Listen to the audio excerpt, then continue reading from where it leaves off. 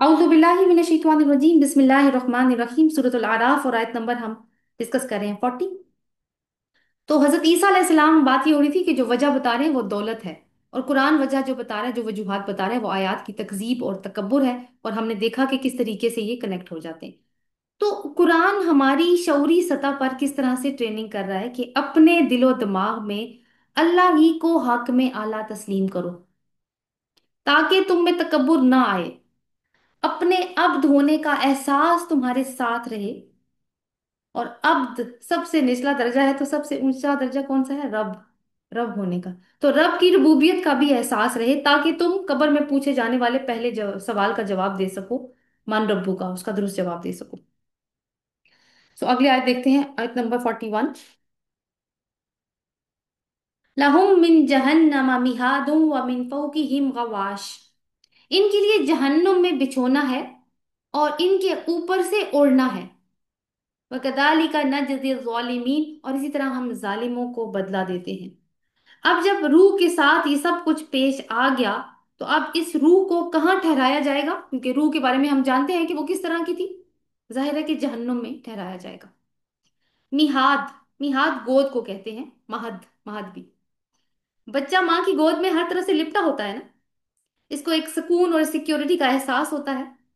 फिर जब बच्चा सो जाता है तो माँ क्या करती है? उसको बेड पे लिटा देती है और उसके ऊपर कोई कपड़ा डाल देती है। आप देखिए, वैसे ही सीन है यहाँ पर कि इन मुजरिमों की गोद क्या है? आग, जो गोद की तरह इनको भींचेगी और ऊपर से आग का कपड़ा डालकर कवर कर दिया जाएगा। तो अल्लाह ताला ने फरमाया कि इन जालिमों को अल्लाह की यहाँ यही बदला मिलने वाला है। नेक्स्ट, वल्लदीना आमनू व अमिलुस्सॉलिहात, और वो जो ईमान लाए और उन्होंने नेक अमल किए। ला नुकल्लिफु नफ्सन इल्ला वुसअहा, नहीं हम तकलीफ देते किसी जान को मगर उसकी वुसअत के मुताबिक। उलाइका अस्हाबुल जन्नह, यही लोग हैं जो साथी हैं जन्नत के। हुम फीहा खालिदून, और इसमें वो हमेशा रहने वाले हैं। अब इसमें जो एक एक्सप्रेशन है ना, उसको अंडरलाइन कर लीजिए। ला नुकल्लिफु नफ्सन इल्ला वुसअहा, इसको। अच्छा जी, कुरान का एक खास अंदाज हमें यहाँ पे क्या नजर आ रहा है? कंट्रास्ट का। पहले अहले जहन्नुम की बात आई और अब असहाबुल जन्नह की बात आ रही है। ये वो लोग हैं जो ईमान लाए थे और ईमान लाकर उन्होंने नेक अमल भी किए थे। ईमान के साथ जो अमाले सालिहात है ना, उसका जिक्र जरूर आता है, क्योंकि अमाले सालिहात लाजिम व मलजूम है ईमान के साथ। ये उनका फितरी नतीजा होते हैं। एक बात इस आयत में एडिशनल है जो मैंने आपको अंडरलाइन करवाई है। ला नुकल्लिफु नफ्सन इल्ला वुसअहा, हम तकलीफ नहीं देते किसी जान को मगर उसकी वुसअत के मुताबिक। ऐसी ही बात हम सूरतुल बकरा की लास्ट सेकंड लास्ट आयत में भी पढ़ चुके हैं, जहां पे अल्लाह ताला ने फरमाया था ला नुकल्लिफुल्लाहु नफ्सन इल्ला वुसअहा, कि अल्लाह ताला किसी जान के ऊपर उसकी इस्तात से बढ़कर बोझ नहीं डालता। यहाँ ये बात दोहराने का मकसद क्या है? नंबर वन, कि जो जिम्मेदारी अल्लाह ने अपने बंदों पे डाली है, कोई ये ना समझे कि ये ऐसा बोझ है जो उठाया नहीं जा सकता। ये उतनी ही है जिम्मेदारी जितनी वुसअत या पोटेंशियल अल्लाह ने इंसान के अंदर रखा है। यानी शैतान और शैतानी कुव्वतों से नबरत आजमा होने की कुदरत अल्लाह ताला ने हमारे अंदर रखी है। और वो खालिक है, वो तखलीक को जानता है। दूसरी बात यह है कि क्योंकि इसको जन्नत के साथ लिंक किया गया आगे, क्योंकि अल्लाह ताला ने फरमाया उलाइका अस्हाबुल जन्नह हुम फीहा खालिदून, कि वो जन्नत के साथ ही हैं, उसमें हमेशा रहेंगे। तो जन्नत के साथ लिंक किया गया है, तो एक माना ये भी अखज किया जा सकता है कि तुम अपना पूरा पोटेंशियल इस्तेमाल करोगे, वो सारी वुसअतें, इस्तात दर्जे कमाल तक जाकर एक्सरसाइज करोगे, शैतान की साजिशों से बचने के लिए भी और अल्लाह के रास्ते पर चलने के लिए भी। दोनों चीजें हम पढ़ के आ रहे हैं ना। तो तुम जन्नत के हकदार ठहरोगे। यही तुम्हारे ईमान का टेस्ट होगा। और बच बच कर चलना और नेक अमल करना तुम्हारा रिजल्ट मुतय्यन करेगा। और जन्नत में फिर जिंदगी हमेशा की है। दुनिया का वक्त कम भी है। और ये दुनिया इम्तिहान की जगह भी है। तो अब जन्नत में क्या होगा? अगली आयत हमें बताती है, वन्नज़्ज़अना माफी सुदूरिहिम मिन गिल्लिन तजरी मिन तहतिहिमुल अनहार, और हम निकाल देंगे जो इनके सीनों में कोई गिल होगा। गिल को अंडरलाइन कर लीजिए, कीना लिखा है, इसका मतलब बहती होंगी इनके नीचे नहरें। अल्लाह ताला ने कहा है कि हम इनके सीनों में, अब जन्नत जन्नतियों की बात हो रही है ना, उन्हीं की के बारे में अल्लाह ताला कह रहे हैं कि उनके सीनों में गिल होगा, कीना होगा जो हम निकालेंगे।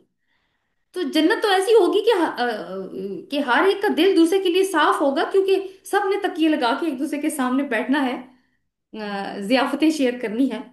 तो दिल में कोई नफरत या कुदूरत हो तो इंसान वहां मिलजुल कर नहीं बैठ सकते। लिहाजा उस दाखिले से पहले अल्लाह इंसानों, यानी इंसानों से मुराद है जन्नतियों, उनके दिलों को साफ कर देगा। बहरहाल क्योंकि ईमान वाले थे तो, लेकिन थे तो इंसान ही, तो बहुत दफा ऐसा हुआ कि एक दूसरे से दुनिया में खफा हुए, तल्ख कलामी हो गई, कोई गलत कलिमात भी मुंह से निकल गए गुस्से में, और दिल एक दूसरे की तरफ से मैले हो गए। हालांकि ईमान वाले थे और अमाले सालिहात भी करते थे, तो उन्होंने इस जो कुदूरत दिलों में आई थी उस पर गलबा पाने की कोशिश भी यकीनन की होगी, क्योंकि वो ईमान वाले भी हैं और अमाले सालिहा करने वाले भी हैं, कॉन्शियस लोग हैं। लेकिन इसके बावजूद कुछ असरात दिलों में रह गए हैं और मौत तक रहे। अब अल्लाह उनके दिलों को साफ फरमा देगा। बुखारी की एक हदीस है कि रसूल सल्लल्लाहु अलैहि वसल्लम ने फरमाया कि मोमिन आग से छुटकारा हासिल करके जन्नत और दोजख के दरमियान एक पुल पर रोक लिए जाएंगे। वहां उनके मजालिम का बदला हो जाएगा और वो पाक होकर जन्नत में दाखिले की इजाजत पाएंगे। यानी एक एक पुल पर रोके जाएंगे, उस पुल का नाम कंतरा बताया जाता है, उस पुल पे रोके जाएंगे और वहां पे एक कॉम्पनसेशन होगी। ये वो लोग हैं जो जन्नत को डिजर्व कर चुके हैं। अच्छा, गिल जैसे बात हुई, वो कीना है जो सीने में छुपा हुआ होता है। रसूल सल्लल्लाहु अलैहि वसल्लम ने फरमाया एक और हदीस, हाँ एक सेकेंड जी, कि जन्नत के दरवाजे पर कीना बिठाए हुए ऊंट की तरह होगा। तहकीक अल्लाह ताला ने इसे मोमिनों के दिलों से निकाला होगा। यानी लोग जन्नत में दाखिल हो रहे होंगे तो जैसे होता है ना कि घर के दरवाजे के बाहर कोई ऊंट बैठ जाए, तो जन्नत के दरवाजे पे गिल का ढेर लगा हुआ होगा, जो अल्लाह ताला ने जन्नतियों के दिलों से निकाला होगा, जैसे कि अल्लाह ताला ने अभी बताया। तो वो आप देखें कि फिर लोग जो हैं वो मुखलिस दोस्तों की हैसियत से जन्नत में दाखिल होंगे। उनमें से किसी को देख के तकलीफ नहीं होगी कि फलाना तू मेरा मुखालिफ था, फलाना तूने मेरे से लड़ाई की थी, तूने मेरे पे तनकीद की थी, और ये मेरे साथ आज इस दावत में शरीक है। तो ऐसा नहीं होगा। इसी आयत को पढ़ के हजरत अली रजी अल्लाह अन्हु ने फरमाया था कि मुझे उम्मीद है कि अल्लाह मेरे और उस्मान और तलहा और जुबैर के दरमियान भी सफाई करा देगा, रिजवानुल्लाहि अलैहि। इसका ताल्लुक क्योंकि वो हिस्ट्री से है, इंशाल्लाह फिर कभी बात होगी। तो अब देखें कि इसका मतलब है कि अल्लाह ताला बेदाग करके ना इंसानों को जन्नत में दाखिल करेंगे। अब जब जन्नत में दाखिल हो रहे हैं, यानी गेट तो पार कर लिया है ना, तो अब इतना कोई खूबसूरत, अब उनकी आंखों के सामने जो सीन आ रहा है ना, इतना खूबसूरत मंजर मंजर वो देख रहे हैं, और ऐसा उनका जबरदस्त इस्तकबाल हो रहा है, और इतना प्रोटोकॉल उनको मिल रहा है कि एक अनइमेजिनेबल लग्जूरियस वर्ल्ड खुली हुई है उनके सामने। तो उन लम्हात को वैसे तो हम कुरान में पढ़ते रहते हैं, सीन नहीं हमें दिखाया जा रहा, सीन नहीं दिखाया यहाँ पे, मगर जन्नतियों की जुबानों से जो कलिमात अदा हो रहे हैं ना, उस सब को देख के रिएक्शन के तौर पर वो अल्लाह ताला ने हमें सुनवाए हैं। तो वो देखें आयत के अगले हिस्से में, वक़ालुल हम्दुलिल्लाहिल्लज़ी हदाना लिहाजा वमा कुन्ना लिनहतदिया लौला अन हदानल्लाह। सब तारीफ और शुक्र यानी हम्द सिर्फ अल्लाह के लिए है, वो जिसने हमारी इसके लिए रहनुमाई की, और हम ना थे कि हदायत पाते, अगर ना होता ये कि अल्लाह ही हमें हदायत दे देता। यानी हम खुद से हदायत पाने वाले नहीं थे, यहाँ तक कि हमारा रब भी हमें हदायत दे देता। तो अल्लाह की तारीफ और शुक्र के कलिमात हैं, और क्यों कर रहे हैं हम? क्योंकि उसने हदायत दी थी, इस वजह से शुक्र कर रहे हैं। वरना इंसान के बस में खुद कभी भी नहीं था कि वो हदायत पा लेता। तो हदायत पे शुक्रगुजार हो रहे हैं ना, यानी उस कुरान की नेमत पर शुक्रगुजार हो रहे हैं जो अल्लाह ताला ने उनको दी थी। ये जो भी बाकी लोग थे जिन जिन रसूलों पे जो भी सहीफा किताब उतरी उसके ऊपर, जो हदायत की किताब थी या जो डॉक्यूमेंट था। तो हदायत वही वाली है जिसको हम हर नमाज की हर रकत में मांगते हैं, इहदिनस सिरातल मुस्तकीम। तो वहां पे हमने डिस्कस किया था कि अल्लाह ताला ने यही बात बताई कि मांगने की जो सबसे कीमती चीज है वो हदायत है। तो वाकई आज इस बात का एहसास हुआ ना कि वाकई मांगने की चीजों में से सबसे बेहतरीन चीज हदायत ही थी, और अल्लाह की अता में सबसे बेहतरीन अता भी।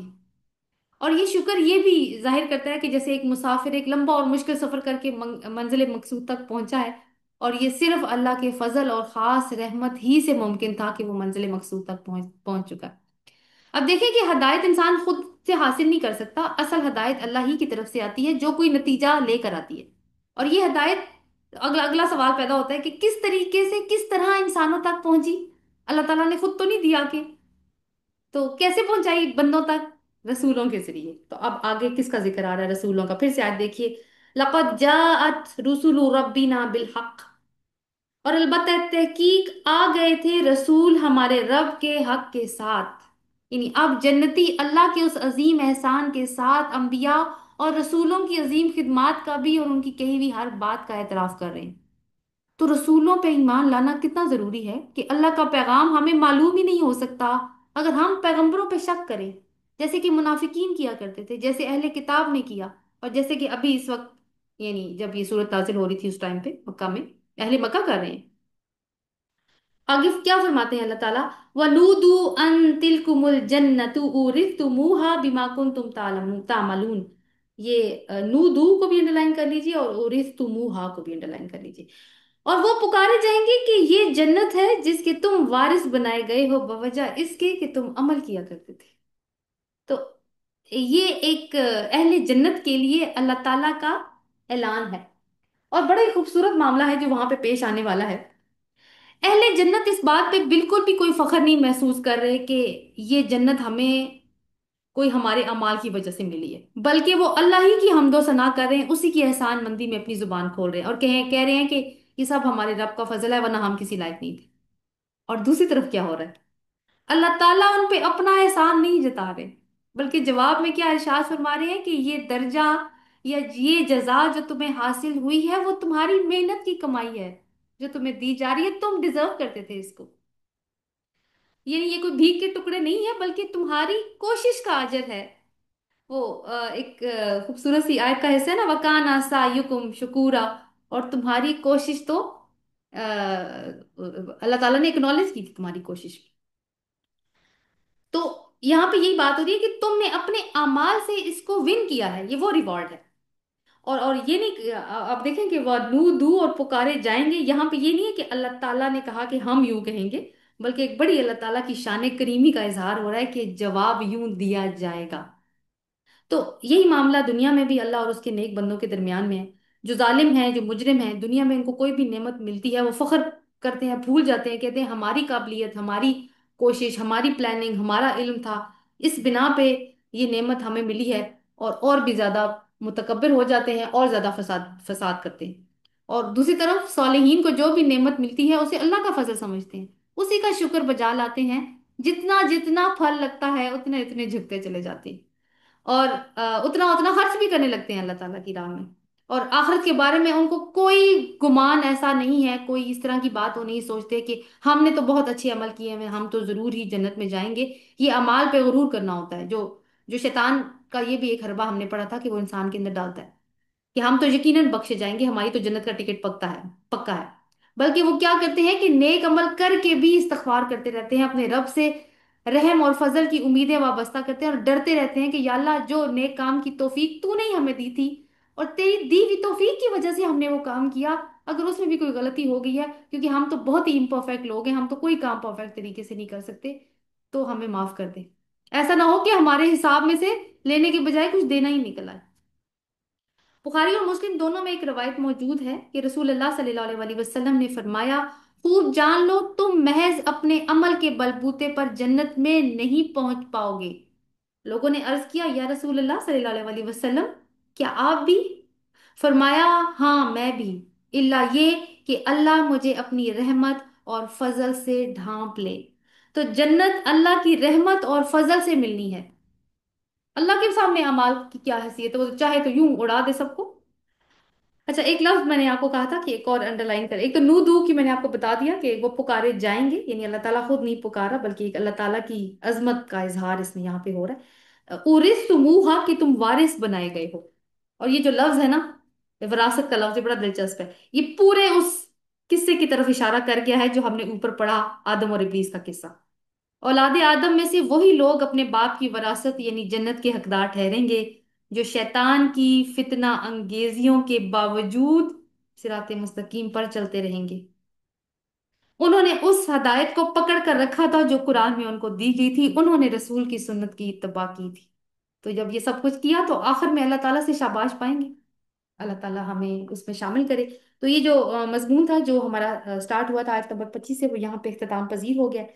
तो आगे देखते हैं, आगे एक और ही बहुत ही यानी थॉट प्रोवोकिंग किस्म के आयात स्टार्ट हो जाएंगी, जो मजमून स्टार्ट हो जाएगा उन आयात में 44 से 53 तक इंशाल्लाह अगले हफ्ते उसको स्टार्ट करेंगे। आज का लेसन यहीं तक था। एक सवाल आया था लास्ट टाइम, हमने बात की थी कि जरूरत, असराफ की बात की थी कि अल्लाह ताला ने कहा खाओ पियो लेकिन असराफ ना करो। तो उसके ऊपर भी मैंने आपको एक डिस्कशन के लिए भी सवाल दिया था कि जरूरत कब असराफ में बदल जाती है। तो चूंकि वो एक खातून ने सवाल किया तो मैं उसका जवाब देने की कोशिश कर रही हूँ अल्लाह ताला के इज़्न से, कि सबसे पहले हमें ये देखना है कि जरूरत क्या होती है। तो जरूरत क्या है कि किसी चीज का लाजिम होना, ऐसे कि जब वो ना हो तो उसकी कमी तंग करे। जैसे कि सांस लेने के लिए हवा की जरूरत है, या हमारे जिस्म को लिबास की जरूरत है, खुराक की हमें जरूरत है, हमें सिक्योरिटी की जरूरत है, एक छत की जरूरत है। यानी एक मिनिमम सस्टेनेंस लेवल, एक कम से कम मयार जिंदगी जिस जो हमें उसमें मतलब ठीक रखे। अब असराफ क्या है कि जरूरत से ज्यादा कुछ हो जाना, यानी एतदाल से तजावज कर जाना, जरूरत की जगह पर ही खर्च करना लेकिन जरूरत से ज्यादा खर्च कर देना। जैसे कि एक सालन भी पकाया जा सकता है घर में, और ऐसा होता भी था हमारे घरों में कि एक सालन बनता था और रात को भी वही खाया जाता था। लेकिन अब हर टाइम में मल्टीपल डिशेस बन रही हैं, तो गुजारा तो एक जरूरत तो पूरी हो रही थी ना, लेकिन अब जरूरत की जगह पे जरूरत से ज्यादा खर्च किया है तो मल्टीपल डिशेस बन रही हैं। कपड़े हैं फॉर एग्जाम्पल, तो वैसे तो हम अपने सहाबा कराम की मिसालें देखें तो एक एक दो तो जोड़े, उनसे भी गुजारा, जरूरत तो पूरी हो रही थी। शर्मगाहें भी ढांपी जा रही थी, जीनत की जरूरत भी पूरी हो रही थी। दो नहीं तो चार जोड़े, चार जोड़े भी हो तो मेरा ख्याल है कि गुजारा हो जाता है एक एक सीजन में। लेकिन बड़ी बड़ी वार्डरोब्स हैं अब, इतने कपड़े हैं कि मतलब दरवाजा खोले ना अलमारी का तो ऊपर गिरते हैं मुंह के, इतने कपड़े। तो ये क्या है फिर? असराफ हो गया। जरूरत थी लेकिन जरूरत की जगह पर जरूरत से ज्यादा खर्च हो गया।